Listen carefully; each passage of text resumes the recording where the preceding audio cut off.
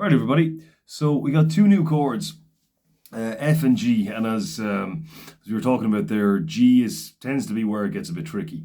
So what I want to do is just talk a little bit how to play the chord itself, and then I want to do two chord progressions. So chord progression is just a series of chords that's usually repeated.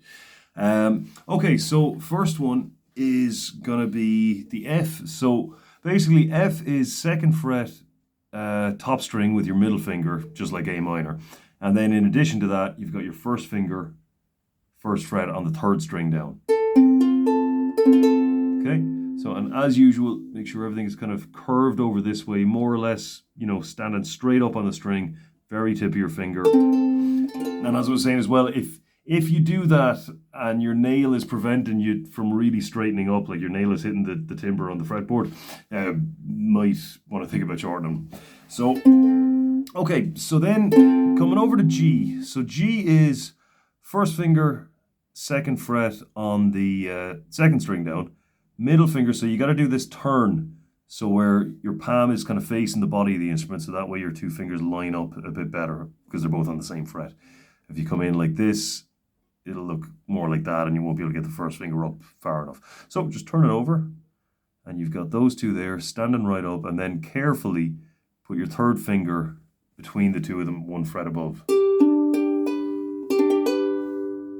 Now with this one, even if you are standing up straight, you're likely to get a bit of that. Now, when you're practicing this chord, don't worry too much about that. If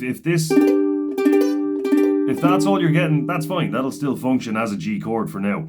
And just the repetition will fix little problems like that, just as long as you know little things like get right up to the fret, stand up straight, very tip of your finger, curve your fingers out the way, all that. So once you're aware of that stuff and you're doing the chords, that'll fix itself.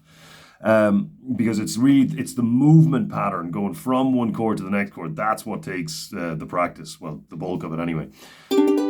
But anyway, on that note, just if you do want to get them all out, just make sure that you bring that there's not too much space between this finger and this string. So I should go right up into that space without touching the string, of course, but right up to it. That way I'm as far away from this string as I possibly can be. Okay, so the two chord progressions we're going to do are, this is the one we did the other night. So C major, or just C, A minor, and if we know A minor is coming up, we don't want to be here, we'll be right here hanging over, so we just swap the two of those. Then for the F, we're keeping that there, first finger, first fret on the third string down.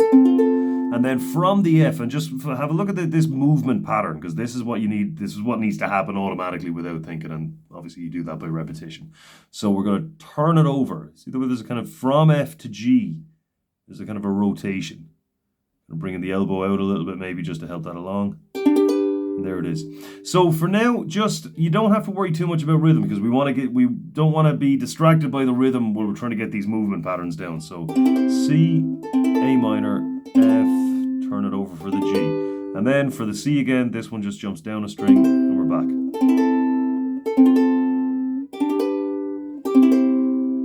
Okay, so we'll do a couple of bars of that. So what we'll do is we'll do 2 bars on each chord. So that's 1, 2, 3, 4, 1, 3, 4, change. Okay, so, and as I said, you can just keep the hand going down, up, down, up, down, up, down, up, and you can just hit or miss them as you like. So we'll go 1, 2, 3, and 4. We'll keep it simple, but any variation on that, as long as you keep the movement going, you can, if you hit one that I'm missing, or you're missing one that I'm hitting, that's not really too important, as long as the overall rhythm is kept. Okay, so C, 1, 2, 3, 4, C, 2, 3, 4, C, 2, 3, A minor, 1, 2, 3, 4, and 1, 2, F, 1, 2, 3, and 4, and 1, 2, G,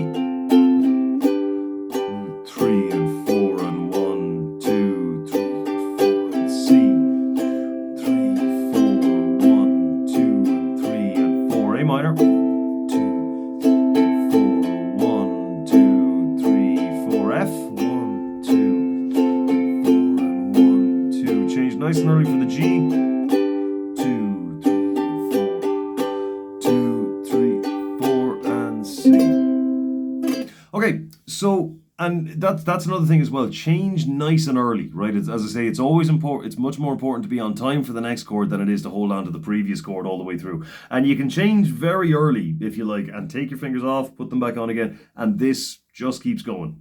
Completely, this goes regardless of the left hand. So we'll do one more example. We'll start off with the C again, but this time we're going to go C straight to G. So from the C, your third finger only has to jump up that one string, and then these other two come in. You're still turning while that's happening, because you do have to kind of turn for the G. And then in for the G. So, and as I said, if you want to just keep rhythm out of it and just focus on the movement patterns, just back and forward like that. So we're going C, G, A minor, and F. Then back to the C, G, A minor, and F. So C, G, A minor, and F, over and over. Here we go again. So 1, 2, 3, 4, C, 2, 3, G, 1, 2, 3. Sorry, we said we'd do 2 bars. Okay, let's try again. 1, 2, 3, 4, C, 2, 3, 4, C, G, 2, 3, 4, 1, 2, A minor, 1, 2, 3, 4, and 1, 2, 3, F, 1, 2, 3, and 4, and 1, 2, 3, C, 1, 2, 3, and 4, and 1, 3, G, 1, 2, 3, and 4, and 1, 2, A minor, 1, 2, 3, 4, 1, 2, F, and 1, 2, 3, and 4, 2, 3, and 4, and C. Okay, so main thing I suppose is to focus on is the G. So just focus on the chord itself. As I said, that's fine. That'll, if you're strumming away and that's what the G sounds like, that will actually sound just fine. A little bit, little bit thinner than the other chords, but that will work itself out. As long as you're regularly changing to that G chord over and over, it'll fix itself. So see you get on, let me know, and I'll see you next time.